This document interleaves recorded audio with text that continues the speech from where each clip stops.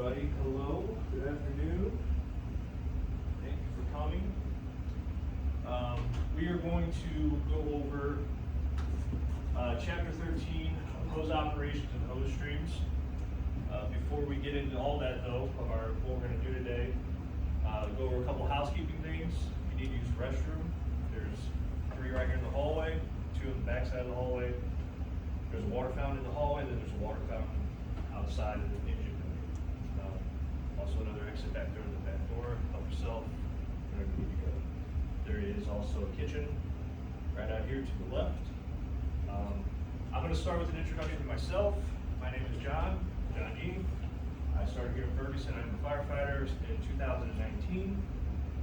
Been here ever since. I started with the Explorer program to start out the journey of the firefighting service. When I was 13 at the City of St. Charles Fire Department. I stayed there until I was 16. And I still remained there while I started volunteering with Warrenton Fire. And I got hired in Warrenton at 2008. Stayed there until 2019 when I came here. A couple things about myself.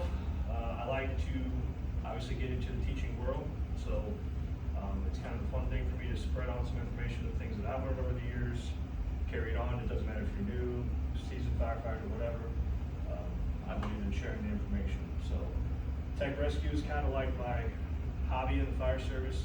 I like to do that kind of stuff, so I really get into all the specialty rescues, rope rescues, that kind of stuff.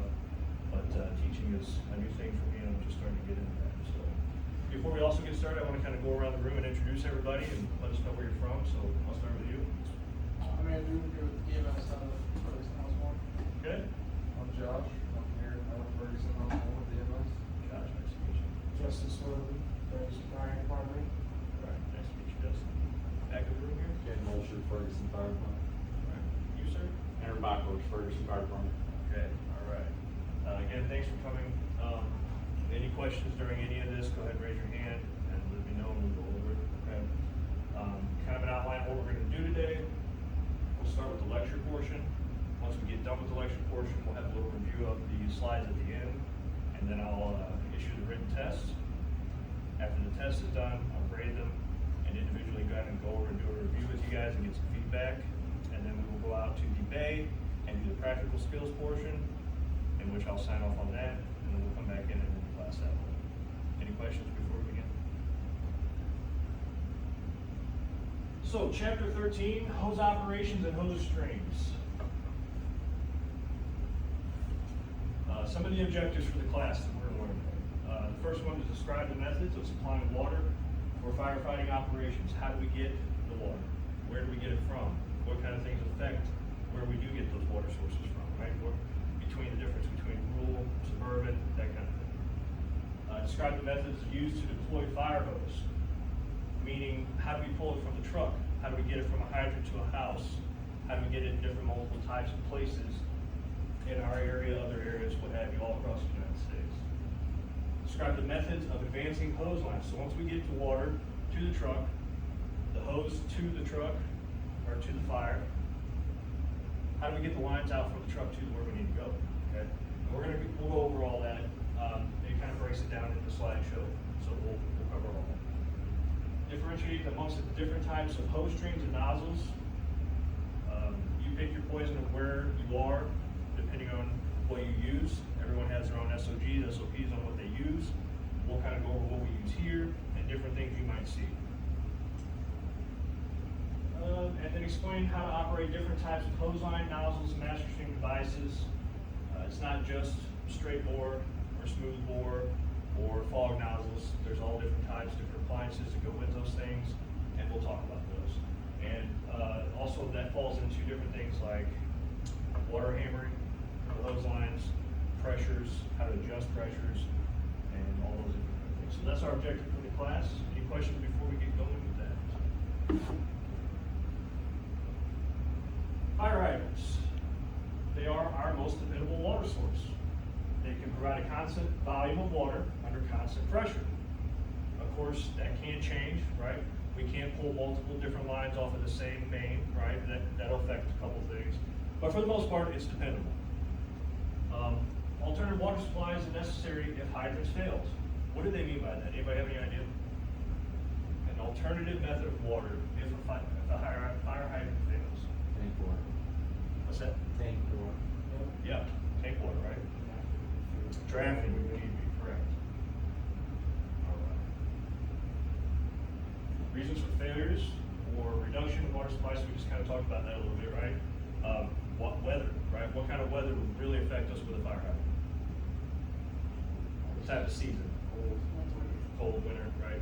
We have that here in Missouri. We're in it right now, okay? So it can damage the valves, broken water mains. So if we have a water main break 5 blocks up from where we're trying to pull from, it's not gonna do us any good. That's gonna affect our supply. Hydrants on dead-end water mains, closed isolation valve, restricted mains. There's the big one for this time of year, frozen pipes and hydrants.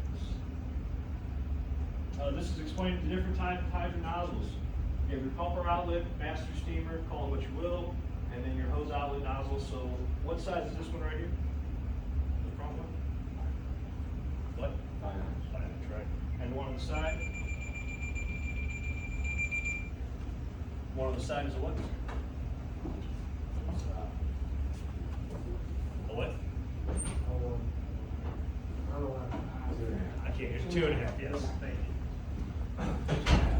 Pretty common for what we have around here, right? Yeah, this is our pretty common hydrant. So, this is gonna go into the different types of hydrants that we have out here. Dry barrel hydrants, great for this type of atmosphere, right? Because exactly what the picture is showing you is exactly what it means, dry. It holds no water inside the hydrant. We have to manually open that valve and allow that water to go up, okay?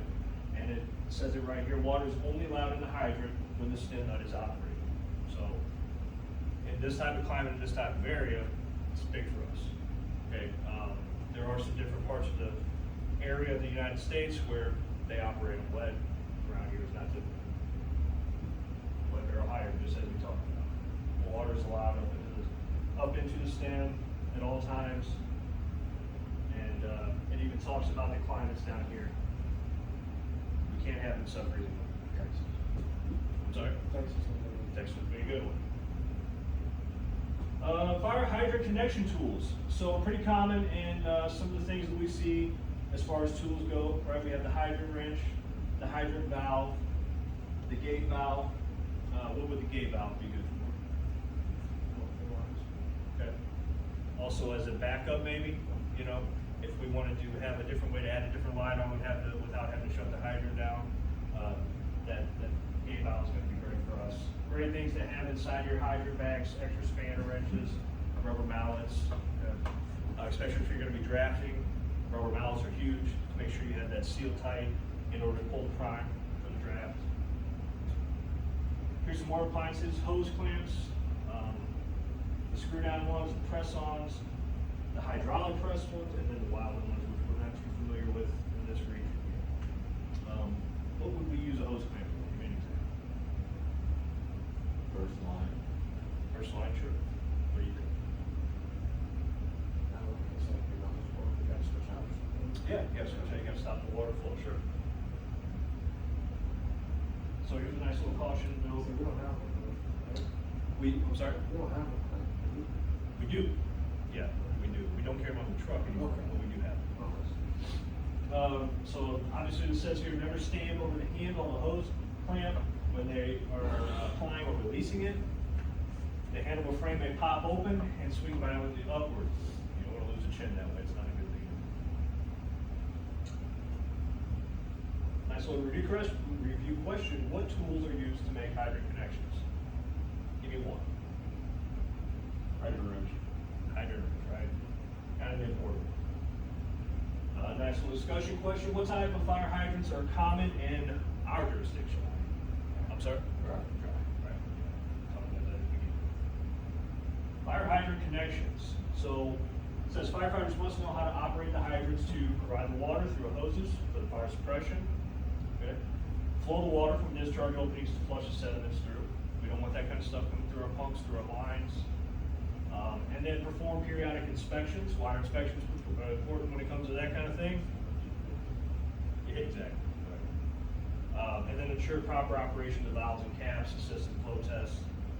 All things that we're pretty familiar with in this area, but they're important when it comes to. So considerations for wet and dry barrel hydrants.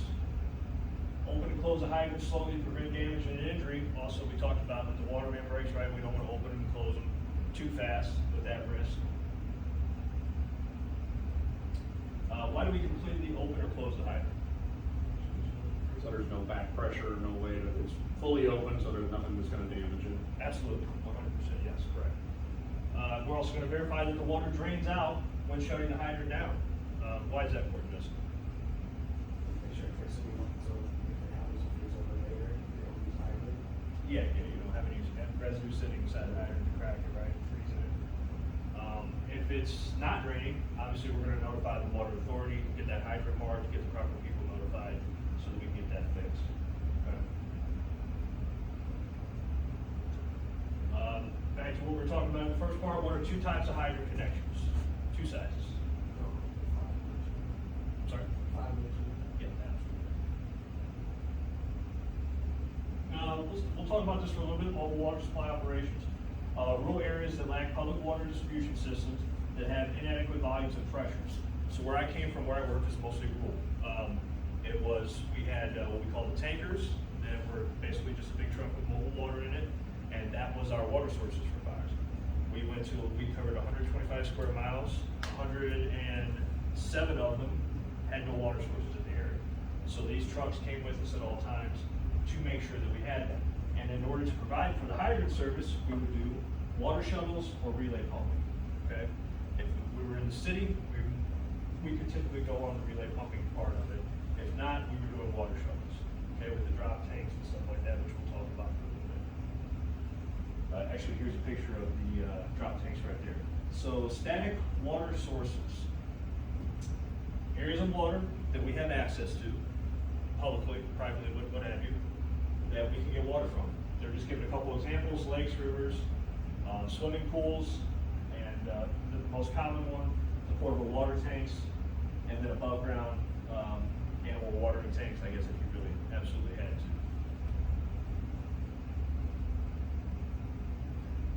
Going into some more appliances here, the hose rollers, edge protection. Why is edge protection important for a hose? Yeah, right, we don't want to cut a hole in that thing. We don't want to tear a hole in, especially while it's in operation. And then the LDH drainage. What's one of the worst things when you get done, when you get ready to put up the hose? Air or water still in the line, right? Especially this time of year, that's kind of a big thing for us. You could be correct. They do come up with some new, nice ways for the hose to be rolled up and to get that kind of stuff out of it. That's just one of the tools. We need those. Yes, I agree. Hose bridges, not very typical to common carry to carry in the fire truck. I know we don't have them. I haven't seen too many of these, to be honest with you, but I'm sure they work if they're like they're made to. Hose straps, hose rope, and hose chain. Now, before we get into a little bit more of this in-depth part, from this point on, I'm going to hand out these handouts of the slides so that you can follow along with this. Some of this material may be covered later up in the tests. Forgive the very large packets.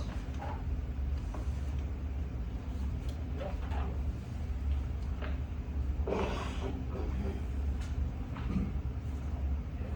just because there's going to be so much information covered in here in the next few, I want you guys to be able to follow along with me individually if you needed to. So, hose straps, hose rope, hose chains, we'll get into all that. They're just showing you a couple examples there. Just real quick, what is one thing that we notice right here with working on the ladder? What's kind of an issue we see right there with that? Yeah, so we're essentially reducing the water supply, right? Okay, hose appliances, hardware used with the hose. It controls the flow of the water and creates the pathways for water that goes through the hose layouts. So, different types of valves in conjunction with that: ball valves, butterfly valves, gate valves, clapper valves. Which one did we just talk about for the fire hydrant ones? Ones that we want to put on that fire hydrant? The gate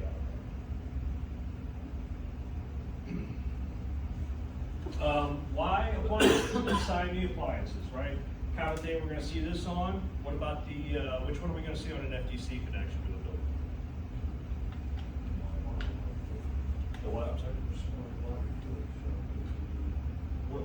Correct, we are, yeah, we are. So which one are we gonna see on an FDC typically in our area? The siren, right?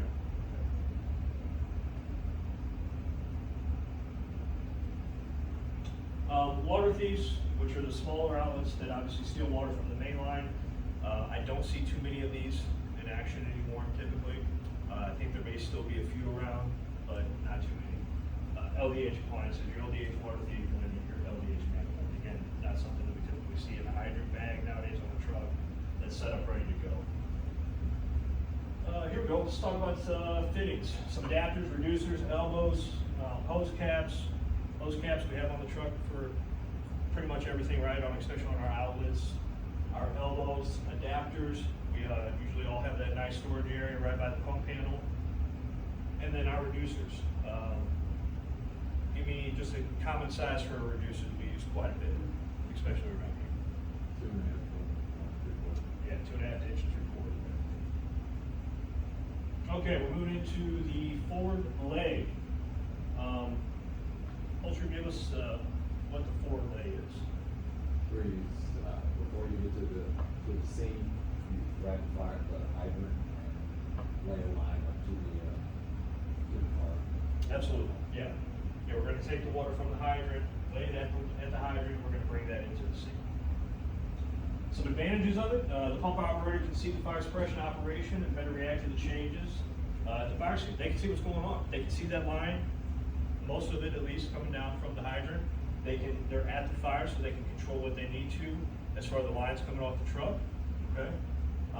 The pumper can remain at the scene, and I think what they're getting to this is in reference to the reverse lay, which we'll talk about here in a minute. These are just some of the advantages of this forward lay. So hydrant connection at the forward lay, it's 100% communication between the driver and that operator there at the hydrant. So we're gonna drop that firefighter off there, they're gonna grab the line, grab the hydrant, and then between that point, it's communication between those two.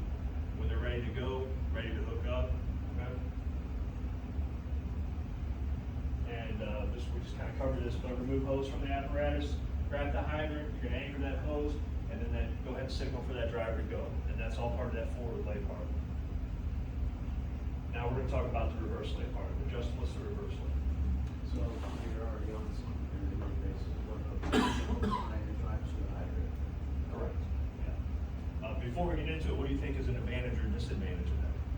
I mean, the disadvantage is damage equipment, so by the hydrant. Also, we need to plan ahead to make sure that, line we already have off is enough, so you're gonna be losing, distance by going away from the scene too. Right. And like one of the things that comes to my head is, we've taken away our toolbox right there, right? We've taken away our toolbox from the initial part of the scene, even if it's only 100 feet away. That's a critical time, they going back and forth between the trucks. Yeah, exactly.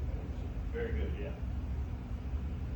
So, and there they break down some of those things we're talking about. I can delay the initial fire attack because they got to remove the tools and stuff, so we just talked about that part of it.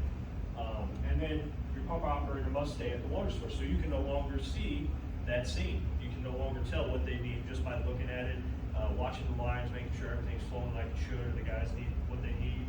It's a lot harder to do that when you're pulled away from the scene like that.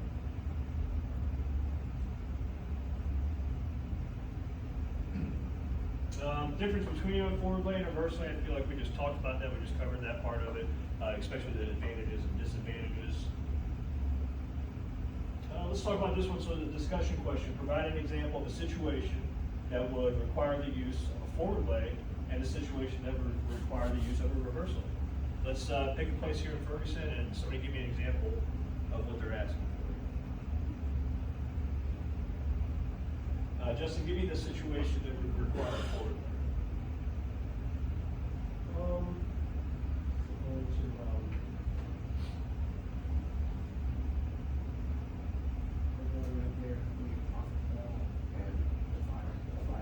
The one we had, you're absolutely right, yeah. Hydrant close, on our way in, large body of fire, we know we're gonna need a line. Absolutely, you're absolutely correct. You're absolutely correct. Forward lay for a ladder is gonna be almost essential, because you're gonna need the water right away. Absolutely. Now ladder gets there first, pumper says, but then they say we need a supply line, then a reverse lay is decent, because your ladder's sitting there, your pumper can leave and drop your supply line with the ladder. Perfect, absolutely perfect, yeah. It could be used, reverse lay is just not as common. Correct, and I feel like that's pretty much the same, I think we would all agree for the area, right? That's, I mean, just commonly, this is what we're gonna do, but yeah, for a ladder company, especially like out of this house. And reverse lay does force you to leave room for a ladder, It does, yes, it does. Control it perfectly. which is why a lot of places use it. The age-old controversy, right? Leave room for the ladder, right? Okay, here we go, deploying pre-connected hose lines. So advancing the Minuteman hose line, we'll talk about it, just to refresh ourselves on it, but, this is not a typical load for us here, okay? It does have its advantages, it does have its disadvantages, this isn't a debate for that right now, we're just gonna go into just talking about it, refreshing on it a little bit. We have the flat load, the accordion load, the horseshoe load, and then we have ours, which is on our truck, which is the triple S.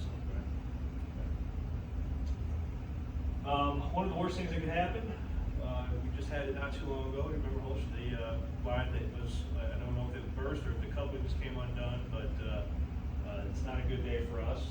So the burst in the hose line, the water pressure will decrease or water may flow, may stop. I think it might, because it wasn't getting anything past the one section, right?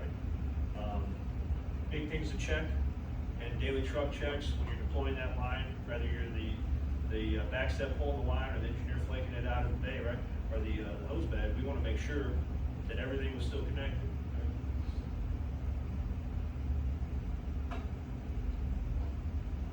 We talked about this one type of hose loads we're commonly used in our jurisdiction. We typically stay with the triple S's.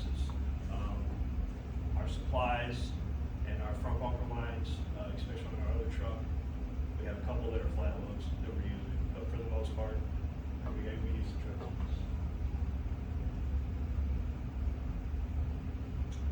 Sorry. Advancing hose lines. Advancing hose over flat surfaces with no obstacles. It's simple, right? If it's not charged, it's not heavy.